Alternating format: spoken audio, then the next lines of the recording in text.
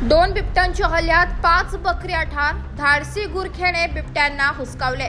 सुरगाणा तालुक्यातील केम डोंगराच्या पायथ्याशी सुळ्याच्या घाट रोकडपाडा येथे 2 बिबट्यांनी 5 शेळ्याचा फडशा पाडला असून ही घटना दिनांक 24 मार्च रोजी दुपारी 12:30 वाजेच्या दरम्यान घडली. रोकडपाडा येथील पशुपालक जयराम खांडवी हा गुराखी केम डोंगराच्या पायथ्याशी सुळ्याची बारी येथे शेतात गुरे व बकऱ्या चारत असताना 12:30 वाजेच्या दरम्यान बकऱ्यांच्या कळपात अचानकपणे 2 बिबटे घुसल्याने काही क्षणात एकोपाठोपाठ एक असे 5 बकऱ्यांची नरडीचा घोट घेत जागेवरच चावून टाकलाय.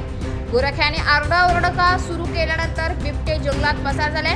यामध्ये पशुपालक शेतकरी रतन भिका खांडवी यांची 1 बकरी, पुंडलिक यशवंत बंगाल 1 बकरी, जयराम भिका खांडवी यांच्या 3 बकऱ्या अशा 5 बकऱ्यांचा फडशा पाडलाय.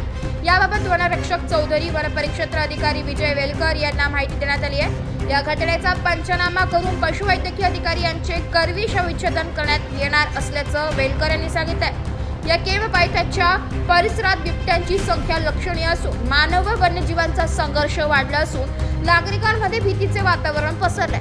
बिबट्यांचा बंदोबस्त करण्याची मागणी केम पर्वत पायथ्याच्या परिसरातील नागरिकांनी केली आहे. दरम्यान एखाद्या विशिष्ट वेळेला बिबट्या शेळ्या मेंढ्यांच्या कळपात घुसून 2, 5, 7 ते 13 अशा बकऱ्या चावून नरडीचा घोट घेत असतो.